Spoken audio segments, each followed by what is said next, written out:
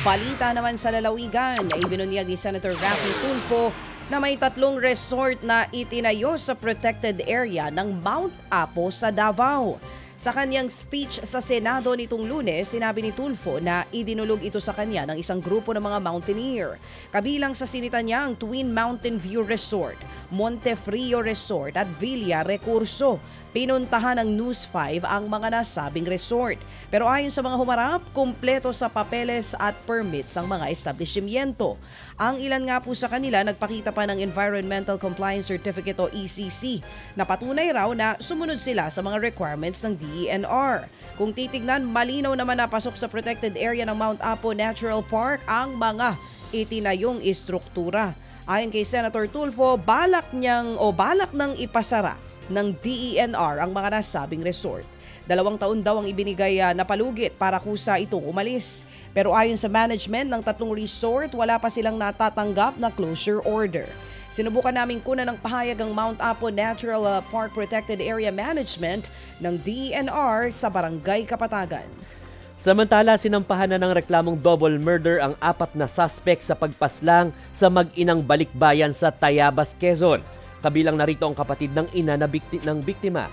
Panatag ang Quezon Police na matibay ang kaso lalo't may mga testimonya rin galing sa 6 hanggang 8 kamag-anak ng mag-inang biktima.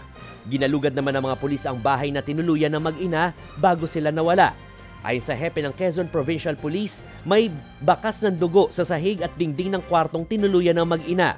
Nakuha rin sa loob ng bahay ang perang aabot sa 1.36 million yen o mahigit kalahating milyong piso. Nasa pangangalaga na raw ng Tayabas Police ang pera. Aabot naman sa 6 na pong bahay ang nasunog sa Talisay City sa Cebu kahapon, pasado alas 11 ng umaga nang sumiklab ang nasabing sunog. Kanya-kanyang likas sa mga residente. Pahirapan naman ng pagresponde ng mga bumbero dahil sa masisikip na daanan papunta sa lugar. Umabot ng mahigit 1 oras bago naapula ang sunog. Inaalam pa ang pinagmulan nito. Tinatayang nasa 1.5 million pesos ang halaga ng pinsala. Kasalukuyang nasa evacuation center ang mga nasunugan. Sa Cebu City naman, arestado ang isang lalaki na hinipuan at tinangkapang halikan ng estudyante na nakasabay niya sa jeep. Kwento ng biktima, magkatabi sila ng suspect sa jeep kung saan nangyari ang pambabastos. Sa takot, naiyak pa ang biktima kaya't napansin ng ibang pasahero. Dito na siya tinulungan ng mga kapwa commuter at hinuli ang lasing na suspect. Mariin namang itinanggi ng suspect ang paratang. Aksidente lang daw ang nangyari dahil mabilis ang takbo ng jeep. Desidido namang magsampa ng reklamo ang biktima laban sa suspect. Ikinagagalit ngayon ng mga netizen ang brutal na sinapit ng isang aso sa Camarines Sur. Sa kuha ng CCTV sa bayan ng Bato nitong Sabado, makikitang tumatakbo sa kalye si Kilua. Hinahabol ito ng lalaki. Sa isang punto, makikita pang hinampas niya ang aso sa kamuling hinabol.